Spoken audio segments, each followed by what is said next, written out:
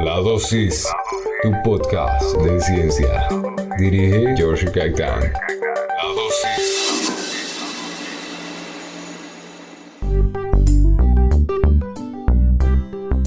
Hoy le toca el turno al alcaloide más famoso, más común y más comercial del mundo. Estamos hablando de la cafeína. La cafeína.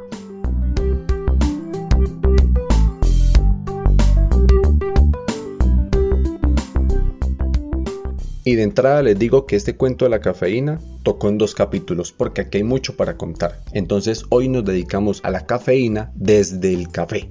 Pero bueno, ¿qué tiene de especial la cafeína? ¿Por qué es tan famosa? Si es un alcaloide, ¿por qué no es ilegal? ¿La cafeína es buena o es mala? ¿Qué es lo que le hace al cuerpo? Esas son las preguntas que vamos a contestar hoy. Primero miremos qué significa el término alcaloide. Un alcaloide es una sustancia natural, es producida por las plantas a partir de aminoácidos. Por lo tanto, si es fabricado a partir de aminoácidos, en alguna parte va a tener nitrógeno. Todos los alcaloides tienen nitrógeno por algún lado. Los alcaloides son metabolitos secundarios de las plantas. Los metabolitos secundarios son las sustancias que usa la planta para sobrevivir. Yo los llamo los anti porque son anti muchas cosas. Anti insectos, antibacterias, antivirus, antihongos, antianimales, anti otras plantas. Porque la planta para sobrevivir tiene que defenderse de todas estas cosas. Entonces esas sustancias que produce para defenderse de los insectos, para impedir que las bacterias la dañen, para impedir que los virus la ataquen, para impedir que los hongos la invadan, para evitar ser comida por otros animales, porque es que las plantas hacen parte de la dieta de muchos animales y de muchos insectos, entonces a ella le toca protegerse de que no se la coman. También le toca defender su espacio para que no sea invadido por otras plantas. También tiene que protegerse de la deshidratación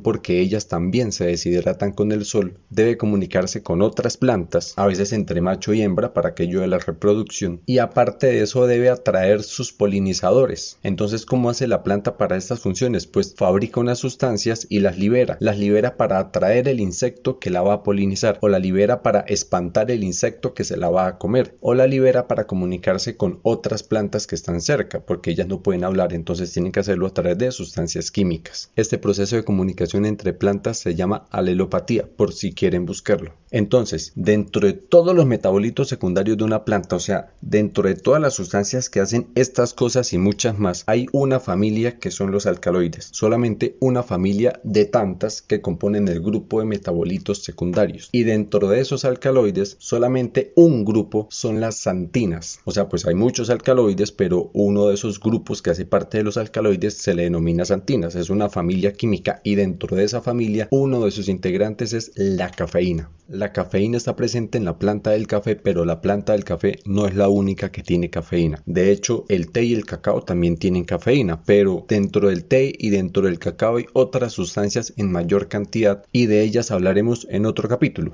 Antiguamente se decía que el té contenía una sustancia llamada teína, pero cuando fuimos capaces de analizar la composición del té, nos dimos cuenta que esa famosa teína era la misma cafeína, pero que aparte de la teína, de la cafeína, hay otras sustancias dentro del té. Más o menos lo mismo sucedió con el guaraná. Se decía que el guaraná tenía guaranina, y cuando fuimos capaces de analizar la composición del guaraná, nos dimos cuenta que esa sustancia llamada guaranina era idéntica a la cafeína. Y la yerba mate se decía que tenía mateína, y adivinen qué pasó, pues la dichosa mateína también era la misma cafeína. Entonces tenemos que el café, el té, el cacao, el guaraná, la yerba mate contienen cafeína, pero no son las únicas. La nuez de cola también tiene cafeína, el yoco, el yaupón y la guayusa también tienen cafeína. Y podría seguir porque hay más de 60 especies de plantas que tienen cafeína, pero las que les nombré son las más importantes. Ustedes que son bien curiosos se van a ir a buscar la molécula de la cafeína y fíjense en la forma geométrica. La podemos comparar con la purina, o sea, la purina no la de los pollos, sino la purina, la molécula química. Y todas las sustancias que tengan una estructura similar a la purina decimos que son purinas. Y dentro de nuestro cuerpo hay varias purinas. La mitad de nuestro material genético, o sea, la mitad de nuestro ADN son purinas porque la adenina y la guanina son purinas. Así como también el ADP y el ATP, que son las monedas de intercambio energético dentro del cuerpo, también son moléculas derivadas de la purina, y el ácido úrico también es derivado de la purina. Entonces dentro del cuerpo ya tenemos muchas sustancias que se parecen a la cafeína y que son propias de nuestro cuerpo. Por eso el cuerpo la acepta tan fácil, está muy familiarizado con la geometría de esta molécula. Y en el metabolismo de la cafeína, la eliminación se da a través de la orina, o sea, todos los residuos de la cafeína en el cuerpo se eliminan fácilmente a través de la orina. Supongamos que usted tiene una sobredosis de cafeína, usted va a sentir mareos, vómito, sed, temblores, va a tener subidas del ritmo cardíaco, calambres, pérdida de líquidos, pero para alcanzar una sobredosis de cafeína necesita demasiada cafeína. Usted necesitaría más o menos 5 gramos de cafeína pura. Si una taza de café tiene 100 miligramos de cafeína, necesitaría 50 tazas de café de una sola vez para tener una sobredosis de cafeína. O sea, es poco probable que usted tenga sobredosis de cafeína. Y lo interesante de la cafeína es que actúa sobre el sistema nervioso central. Por eso la cafeína se clasifica como un neuroestimulante, porque estimula el sistema nervioso central, y como un psicoactivo, porque es que excita el cerebro. Por eso la ingesta prolongada de cafeína, o sea, durante mucho tiempo, genera una dependencia, una adicción a la cafeína. Pero ¿cuáles son los efectos que tiene la cafeína en el sistema nervioso central? Pues de hecho son bastanticos. Vamos a ver. La cafeína genera una relajación muscular, o sea que hace que su cuerpo completo se relaje. Genera vasodilatación cerebral, o sea hace que los vasos sanguíneos del cerebro se dilaten, y eso hace que la sangre fluya mejor, y cuando la sangre fluye mejor en su cerebro, usted piensa mejor. Espanta el sueño. Si tenía cefalea, dolor de cabeza o migraña, va a disminuir, porque es que la cefalea o el dolor de cabeza se genera cuando la presión dentro de estos vasos sanguíneos aumenta, porque hay mucha sangre circulando y eso presiona los vasos sanguíneos. Si los vasos sanguíneos se dilatan, permite que la sangre fluya mejor y desaparece el dolor. La cafeína también tiene un efecto diurético, o sea, ayuda a la eliminación de líquidos. De hecho, por eso los deportistas de alto rendimiento, cuando consumen sustancias que tienen cafeína, tienen que controlar la hidratación para evitar que haya una deshidratación, porque se eliminan los líquidos con mayor velocidad. La cafeína también estresa las glándulas adrenales, que son las que están encima de los riñones y son las que producen adrenalina, y la adrenalina es la hormona que nos pone pilas, que despierta el cuerpo, que nos pone en estado de alerta. Entonces cuando usted consume cafeína, parte de ese efecto que usted siente, que su cuerpo como que se despertó, como que se puso pilas, recargó baterías, se debe al efecto de la adrenalina que se está empezando a liberar en la sangre. También estresa al hígado. El hígado es como un pequeño laboratorio dentro de nuestro cuerpo. Cada vez que ingresa alguna sustancia extraña, entonces pasa por el hígado, y en el hígado se ponen a experimentar como con tubitos de ensayo, echándole cositas encima. Esas cositas que le están echando encima son enzimas hepáticas. Entonces cuando el hígado se estresa, empieza a liberar enzimas hepáticas. De hecho, cuando a usted le van a hacer un examen de enzimas hepáticas, antecitos le piden que se tome un cafecito bien cargado para que el hígado se estrese y empiece a liberar las enzimas y puedan hacer su análisis, y ahí se dan cuenta cómo está funcionando su metabolismo hepático. Pero la cafeína también favorece la pérdida de vitamina C y de vitamina D. La vitamina D es el calciferol, ¿sí? Entonces si usted empieza a perder niveles de calciferol, con el tiempo va a generar osteoporosis. La cafeína también acelera el metabolismo general del cuerpo, por eso favorece la pérdida de peso. Muchas medicinas naturales que se utilizan para adelgazar contienen cafeína. Evita la sensación de fatiga, o sea, el cansancio psicofísico, porque en sí lo que está haciendo es engañar al cerebro. Si el cuerpo está cansado, tiene que enviarle señales al cerebro indicándole que está cansado. Y ese mensaje se lo envías a través de los nervios, de las neuronas. Esos son cables, como unos cables que mandan un impulso eléctrico. Pues si la cafeína se atraviesa en la mitad de ese cable e impide que la señal siga, el cerebro no se entera que el cuerpo está cansado y sigue trabajando normal. Por eso es un cansancio psicofísico. La cafeína tiene un efecto térmico, o sea, eleva la temperatura del cuerpo. Y además de eso, la mayoría de las veces las bebidas de cafeína son bebidas calientes, o sea, eso ayuda a elevar la temperatura del cuerpo. Podremos decir de otra forma, espanta el frío. Y el efecto que generan algunas plantas que contienen cafeína es lipolítico. Un efecto lipolítico es que mueve el metabolismo de las grasas dentro del cuerpo. Y cardiotónico, ¿eso qué significa? Es que influye en el músculo cardíaco, o sea, en el funcionamiento del corazón, para que funcione de forma óptima con menos cantidad de oxígeno. Y ojo, el efecto de la cafeína se potencializa con azúcares. Entonces las bebidas energizantes que tienen cafeína pues también tienen azúcares, porque ayudan a potencializar estos efectos, los que genera la cafeína. Y ahora empecemos a hablar de las plantas más famosas que contienen cafeína. Empecemos por la más común, el café.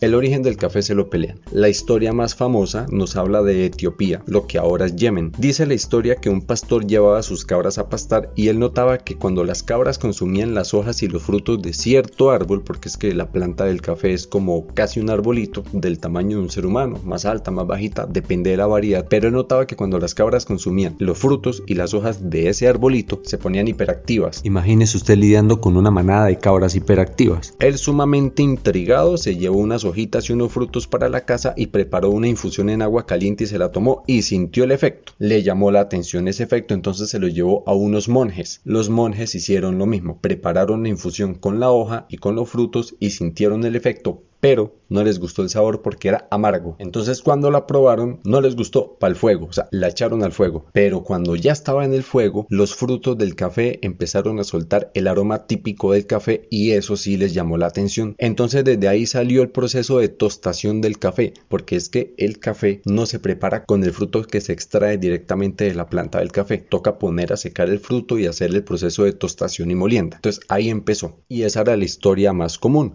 Pero las evidencias arqueológicas que se han encontrado, o sea, aquí con lo de las evidencias arqueológicas hay que tener mucho cuidado. ¿Por qué? Porque nosotros contamos la historia con lo que sabemos hoy, pero si mañana aparece un hueso donde no debería estar, un pedacito de vasija con la antigüedad que no tenía que tener, o un fósil o cualquier cosa, eso puede cambiar un pedazo de la historia y toca volver a contar otra historia. Algo así nos sucedió con la del café. Imagínense que evidencias arqueológicas encontraron que algunas tribus africanas usaban el café en bolitas comprimidas. Entonces ya tenían el café molido y tostado y hacían como unas bolitas, como unas peloticas, lo que hoy nosotros llamaríamos los alimentos comprimidos. En las tribus africanas se lo inventaron hace muchísimo tiempo y lo usaban dentro del equipaje, entre comillas, dentro del equipaje que ellos se llevaban para los días de cacería, porque es que irse de cacería en la sabana africana, eso es cosita seria. Una cacería de esas duraba varios días atravesando la sabana, en donde usted iba de cacería, pero es que usted también es parte del menú de los leones. Entonces usted va a cazar, pero usted lo caza el león. Los cazadores tenían que estar con energía para poder cazar, atentos, alerta ante sus propios depredadores y aguantarse en la caminata días enteros, ida y vuelta. Entonces, ¿quién les proporcionaba esa energía y ese estado de alerta? Pues el café. Pero entonces viene la discusión del nombre. ¿Por qué le llamamos cafeína? Porque viene del café. ¿Y por qué le llamamos café? El origen de esa palabra es árabe por donde lo miremos. Puede ser de la palabra kashré, que en árabe significa bebida vegetal, pero también puede venir del vocablo kawa, que en árabe significa vigorizante. Pues kawa se pronuncia kawé en turco y kawé fue tomado por los italianos y le pusieron el acento y quedó café. Entonces nosotros le decimos café es por este juego de palabras desde el árabe, el turco y el italiano. ¿Por qué café proviene de un vocablo árabe y no de un vocablo africano? Pues porque África no tiene oficina de prensa. La oficina de prensa está en Europa y son los que nos cuentan la historia. Y aquí tenemos entonces que el café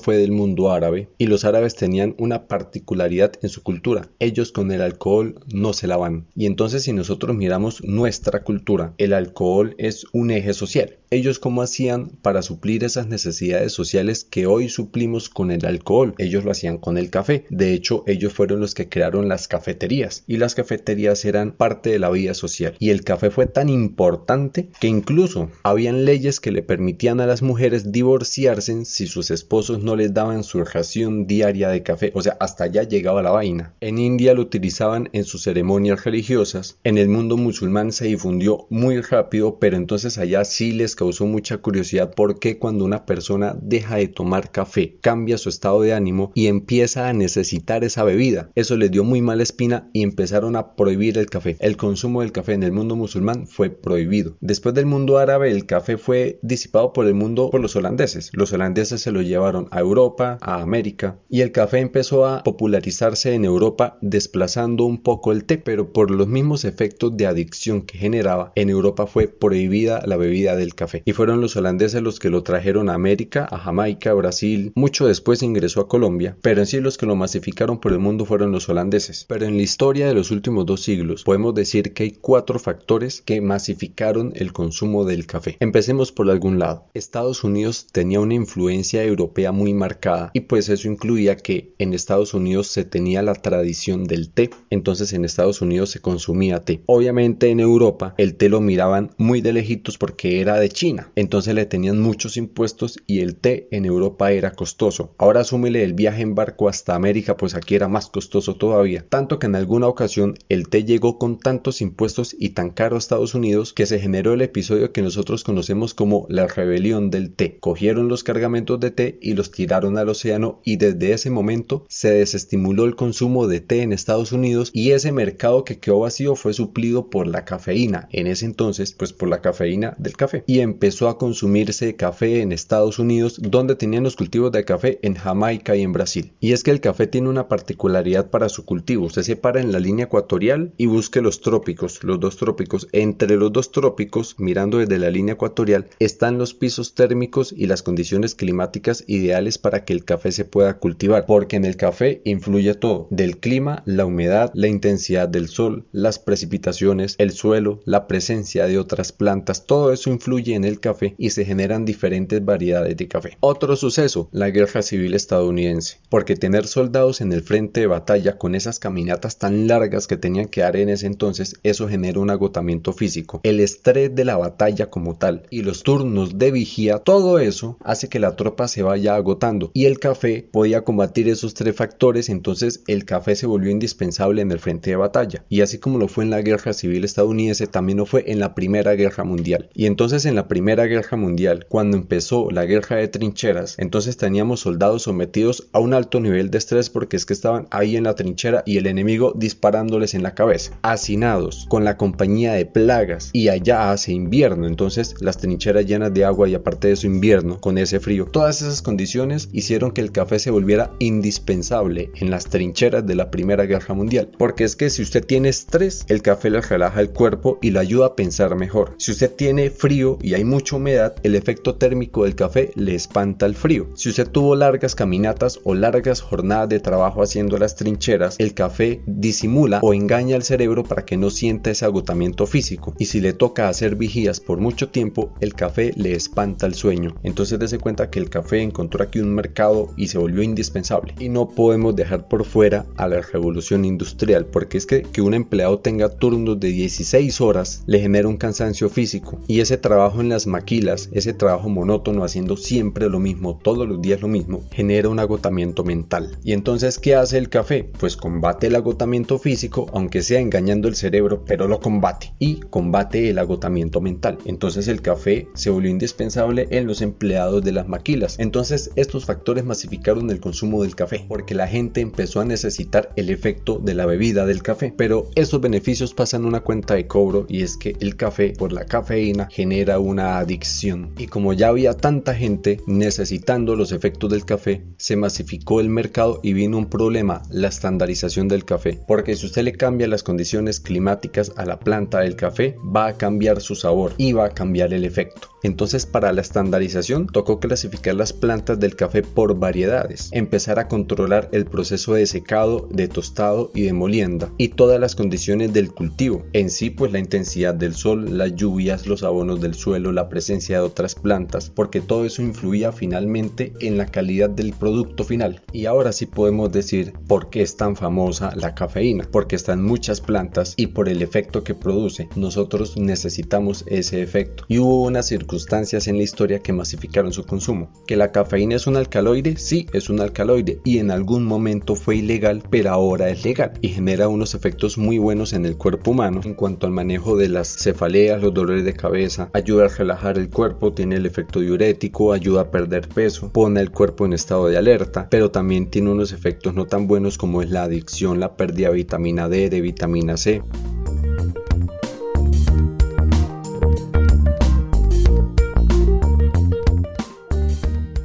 Imagínense que cuando en Europa era prohibido tomar café, en el Vaticano obviamente también era prohibido tomar café. Es más, en el Vaticano le decían que era el brebaje del diablo, porque era negro, botaba humo y porque no venía de Europa. O sea, el café provenía del mundo árabe y allá era otra religión, entonces para ellos eso era demoníaco y satánico. Por lo tanto, estaba prohibido tomar café en el Vaticano. Pero cuando Clemente VIII fue papa, él sí probó el café y le gustó tanto el efecto que lo rebautizó, y a partir de ese momento ya era legal tomar café en el Vaticano. Entonces cuando Clemente VIII, el papa, toma café y dice no, esto es chévere, ya dejó de ser diabólico y satánico y ya era permitido su consumo en el Vaticano.